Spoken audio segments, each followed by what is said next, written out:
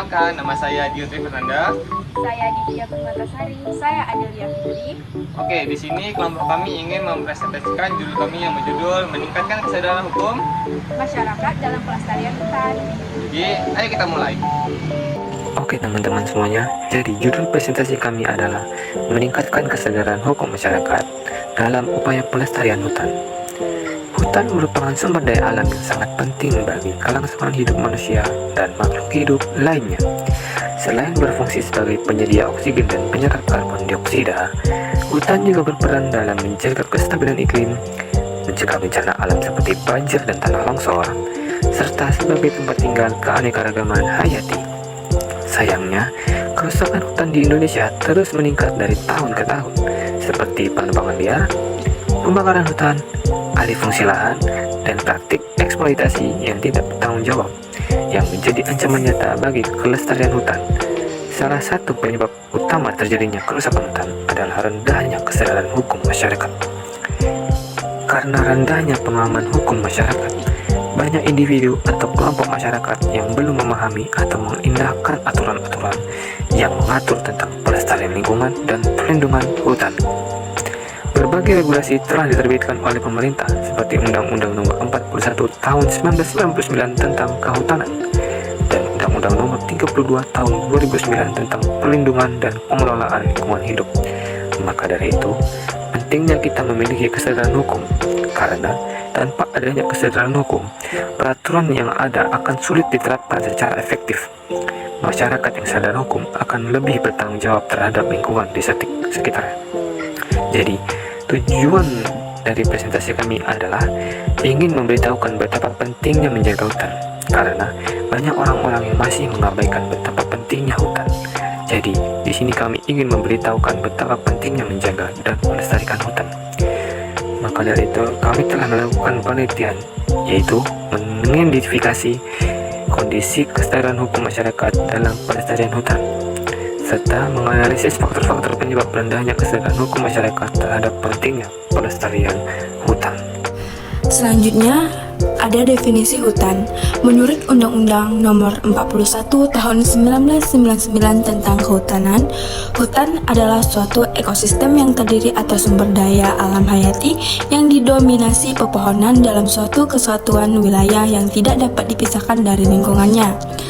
Ada pula fungsi utama dari hutan, yaitu fungsi konservasi sebagai perlindungan ekosistem dan keanekaragaman hayati. Ada pula fungsi produksi, yaitu sebagai sumber hasil hutan seperti kayu dan non-kayu. Dan selanjutnya ada fungsi lindung untuk menjaga kelestarian tanah dan tata air. Kerusakan hutan dapat mengganggu ketiga fungsi ini dan membawa dampak negatif baik bagi lingkungan maupun kehidupan sosial ekonomi masyarakat. Selanjutnya ada kondisi kesadaran hukum masyarakat. Di sini ada beberapa simbol. Yang pertama yaitu pengetahuan hukum, yang artinya pemahaman tentang aturan yang berlaku. Selanjutnya ada pemahaman hukum, yang artinya mengerti isi dan tujuan peraturan. Dan ada juga sikap terhadap hukum, yaitu menghargai dan menerima aturan. Dan yang terakhir ada pola perilaku hukum, yaitu tindakan yang sesuai dengan hukum. Pada kenyataannya, kesadaran hukum masyarakat di berbagai daerah, terutama yang tinggal di sekitar kawasan hutan, masih tergolong rendah. Banyak masyarakat yang belum memahami sepenuhnya hak dan kewajiban mereka terkait pelestarian hutan.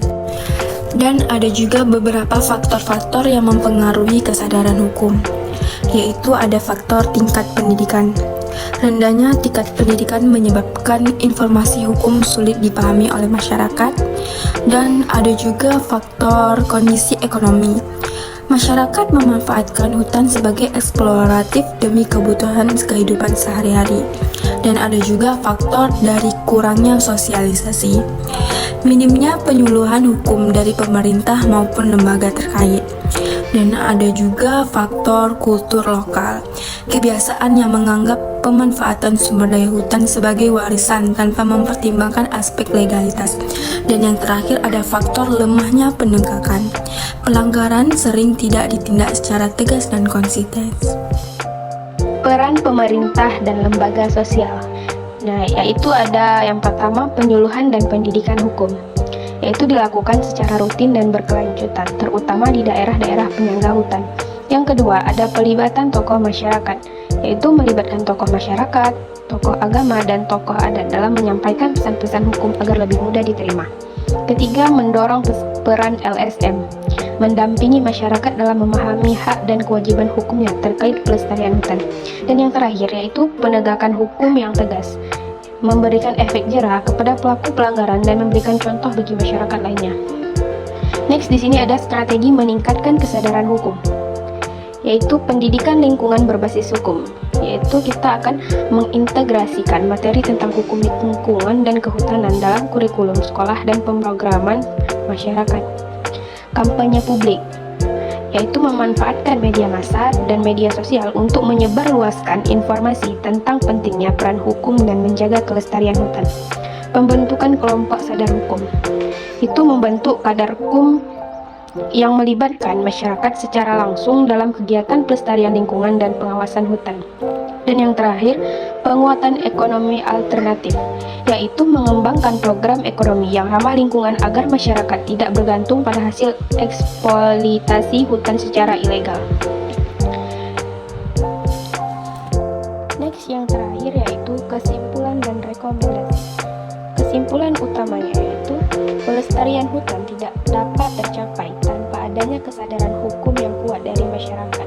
Kesadaran hukum merupakan landasan penting yang mendorong masyarakat untuk memahami, menghormati, dan mematuhi aturan-aturan yang berlaku dalam pengelolaan dan perlindungan hutan.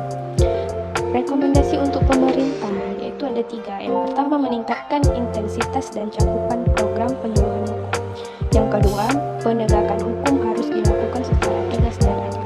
Dan yang terakhir, mendorong pengembangan ekonomi alternatif yang ramah lingkungan.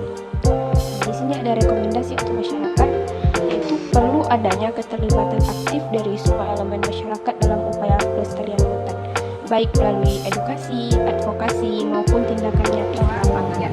Nah, Itulah hasil dari kerja kelompok kami. Sekian dan terima kasih. terima kasih sudah sudah menonton. menonton. Dadah.